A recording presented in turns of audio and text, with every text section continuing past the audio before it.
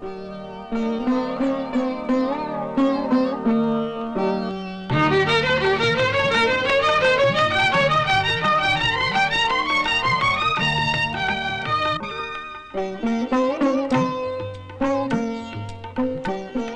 interim government started functioning in right earnestness.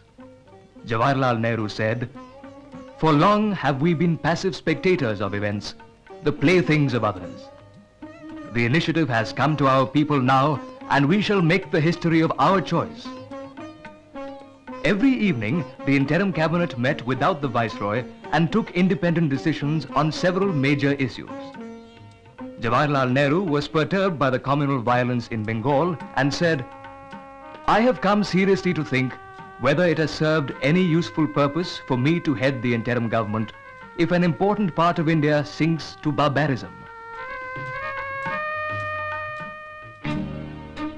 The Direct Action Day declared by the Muslim League had led to riots in Bengal, Bombay, Bihar and Punjab.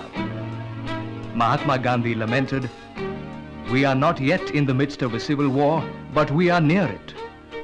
He said, "The independence of India is at stake because of Bengal and Bihar."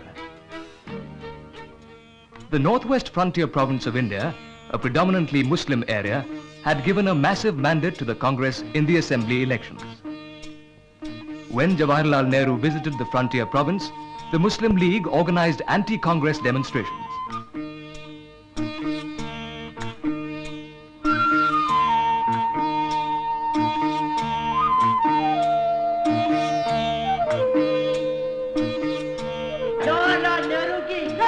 In spite of the Muslim League instigated hooliganism, Jawaharlal Nehru was able to complete his tour of the province.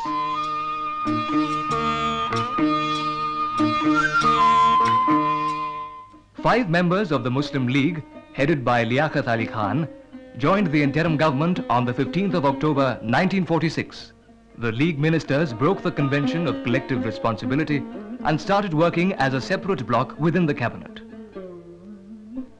Communal violence erupted in East Bengal in the most virulent form.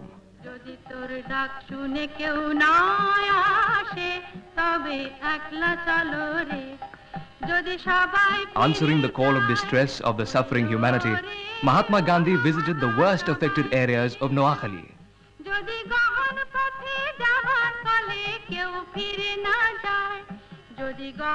For 4 months, the Pilgrim of Peace walked from village to village and from door to door. At Srirampur, Jawaharlal Nehru came to seek his advice.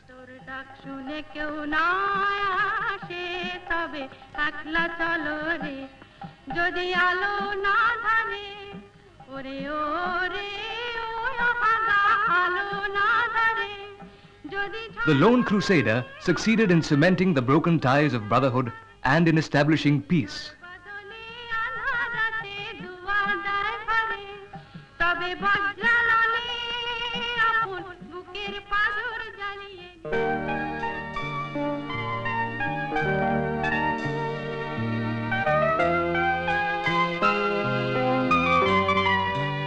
The Secretary of State for India invited Jawaharlal Nehru, Jinnah, Baldev Singh, Liaquat Ali Khan and the Viceroy to London with the hope of bringing about an agreement between the main political parties.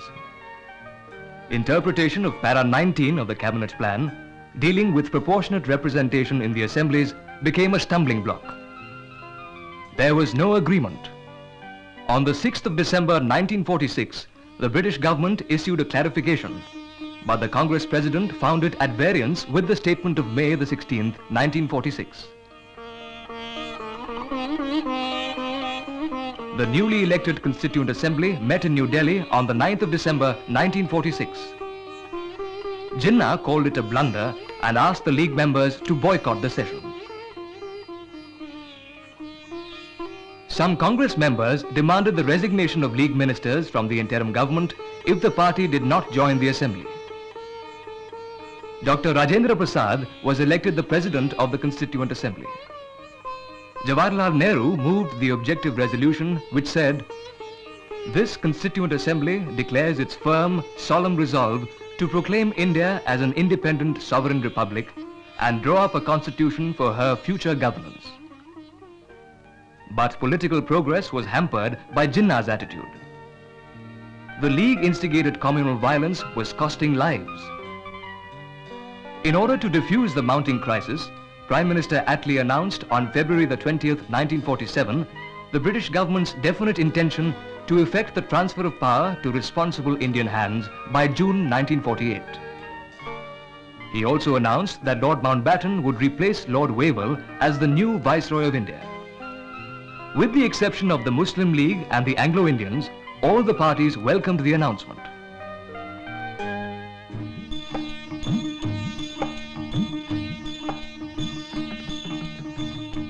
Gandhiji was beckoned to Bihar in March 1947. The land of Gautam Buddha, the land of enlightenment, was now drenched in the blood of the innocent victims of communal fanaticism. Gandhiji said, "The cry of blood for blood was barbarous." The frontier Gandhi, Khan Abdul Ghaffar Khan, was his constant companion. The two Gandhis helped restore peace and provide the healing touch. On the 24th of March 1947, Lord Louis Mountbatten was sworn in as the last Viceroy of India. His assignment was to transfer the responsibility of the government of British India to Indian hands in a manner that will ensure the future happiness and prosperity of her people. On the invitation of Lord Mountbatten, Mahatma Gandhi came to Delhi on the 31st of March 1947. The Mahatma told the Viceroy that he was totally opposed to any division of India. India was now definitely moving towards freedom. She was also influencing the destiny of the people of Asia. In March 1947, the Congress invited representatives of 22 nations to New Delhi for the first ever Asian Relations Conference. It was attended by over 250 delegates.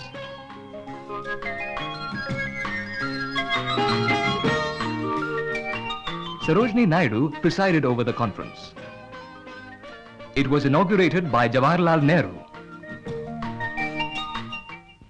Friends and fellow Asians, we have arrived at a stage in human affairs when the ideal of that one world and some kind of a world federation seems to be essential. We should work for that ideal and not for any grouping which comes in the way of this larger world group. But in order to have one world, we must also in Asia think of the countries of Asia cooperating together for that larger ideal. And now I am going to request the father of our nation, the apostle of love and truth and non-violence, to give us his benediction. Madam President and friends, West today is despairing of multiplication of atom bombs, because a multiplication of atom bombs means utter destruction, not merely of the West, but it will be a destruction of the world. If you want to give a message again to the West, it must be a message of love. The conference was the beginning of the end of colonial rule in Asia.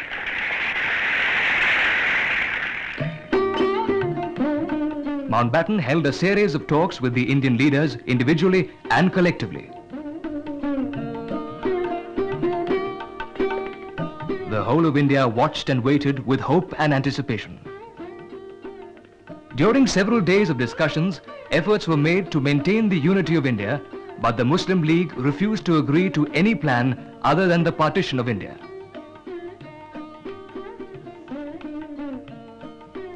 Baffled by the growing communal disturbances, Mountbatten prepared a hurried plan and sent it to London with Lord Ismay. It was proposed to transfer the power to the provincial governments, leaving them to come together to form a central government if and when they chose to do so. Princely states would be free to make their own arrangements. Jawaharlal Nehru turned down the plan vehemently as it would have completely destroyed the unity of the country for all times to come.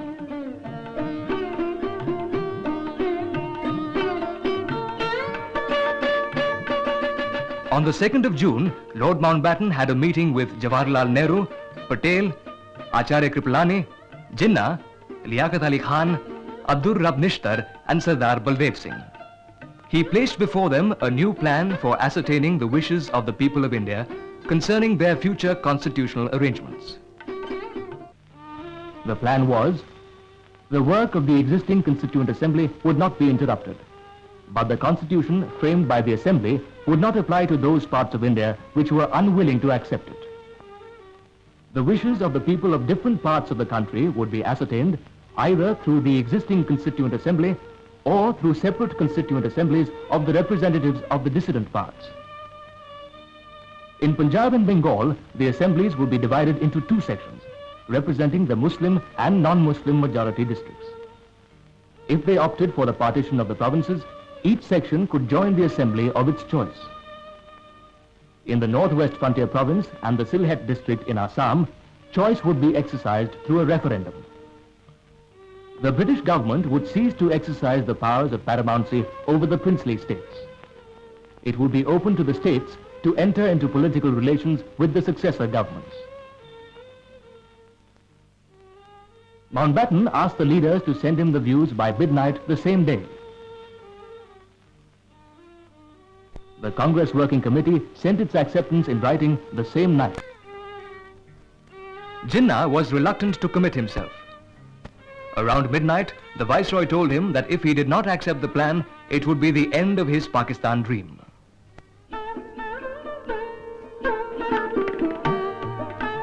An emergency meeting of the All India Congress Committee was convened to ratify the decision. As widespread communal riots were causing untold misery, the Congress was left with no alternative but to accept the division of India. The resolution on the partition of India was approved by 157 votes to 29. Gandhiji said, "Let posterity know that Gandhi was not a party to India's vivisection." The frontier Gandhi, Khan Abdul Ghaffar Khan, broke down and said, "You have thrown us to the wolves." The Indian Independence Bill was passed by the House of Commons on the 15th of July.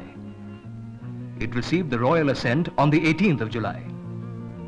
The act said, two independent dominions, known respectively as India and Pakistan, shall be set up as from the 15th day of August 1947. Two boundary commissions were appointed under Lord Radcliffe to work out the partition of the provinces of Punjab and Bengal.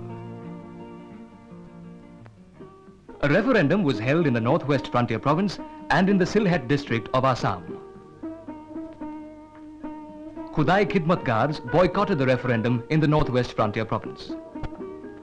This was unfortunate because only the pro-Muslim League voters were in the field and the Northwest Frontier Province went to Pakistan. Sylhet, Sindh and Baluchistan joined Pakistan. On the 22nd of July 1947, Jawaharlal Nehru moved a resolution on the national flag in the Constituent Assembly of India. Resolved that the national flag of India shall be a horizontal tricolour of deep saffron, kesari, white and dark green in equal proportion. In the center of the white band, there shall be a wheel in navy blue to represent the charkha. The design of the wheel shall be that of the wheel chakra which appears on the basis of the grand capital of Ashoka. After centuries of foreign rule, freedom was at our doorstep. But the followers of the Muslim League indulged in large-scale killings, looting and burning in Lahore, Gujranwala, Rawalpindi, Lialpur and many other towns and villages of Punjab, Sindh and Bengal. There were repercussions in several parts of India. Tens of thousands perished and millions became homeless. Overnight, millions became refugees.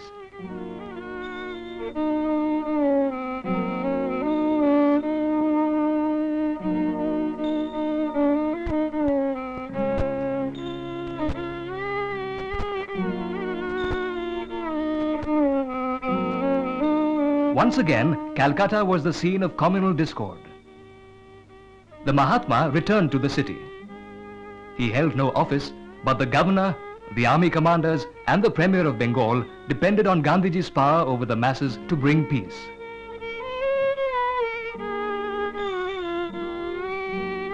Gandhiji undertook a fast to make the people realize the futility of communal hatred. The people of Calcutta once again listened to Gandhiji's advice. Dignity and brotherhood of man was restored. New Delhi, on the midnight of the 14th and 15th of August. The Constituent Assembly met at a special session under the presidentship of Dr. Rajendra Prasad. Jawaharlal Nehru moved the independence resolution. Long years ago, we made a tryst with destiny, and now the time comes when we shall redeem our pledge, not wholly or in full measure, but very substantially. At the stroke of the midnight hour, when the world sleeps, India will awake to life and freedom.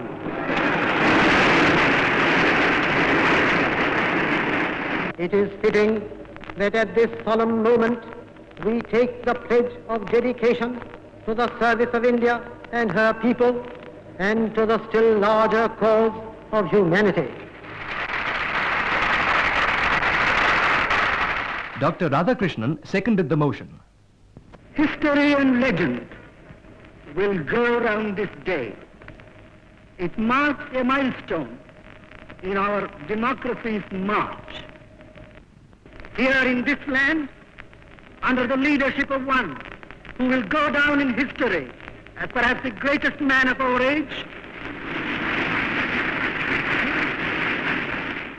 we have opposed patience to fury, quietness of spirit to bureaucratic tyranny. With what result? That the transition is being effected in such an orderly and dignified way.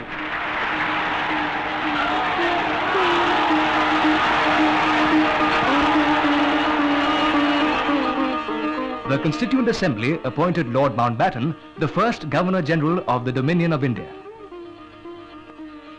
On August 15th, the Governor-General administered the oath of office to the first Cabinet of Independent India, headed by Pandit Jawaharlal Nehru.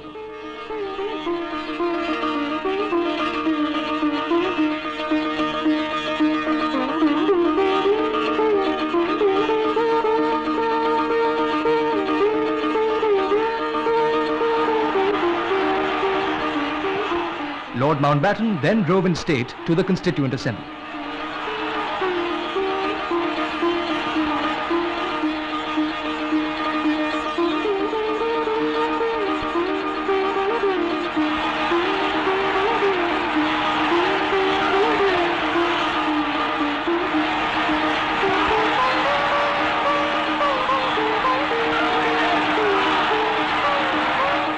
The Governor-General read out the King's message. I have a message from His Majesty the King to deliver to you today.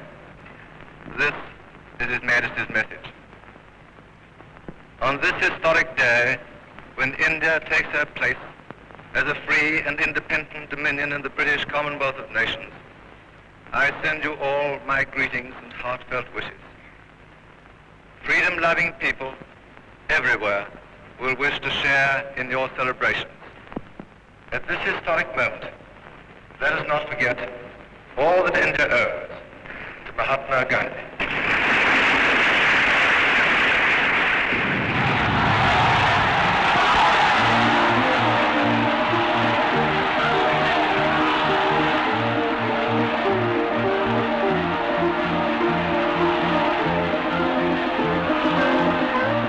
The Independence Day was celebrated with great enthusiasm all over the country.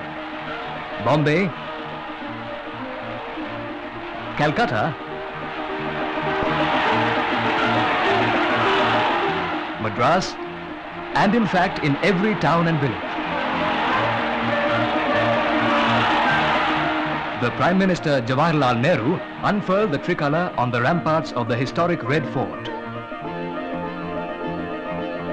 Jawaharlal Nehru said, To India, our much-loved motherland, the ancient, the eternal, and the ever-new, we pay our reverent homage and we bind ourselves afresh to her service.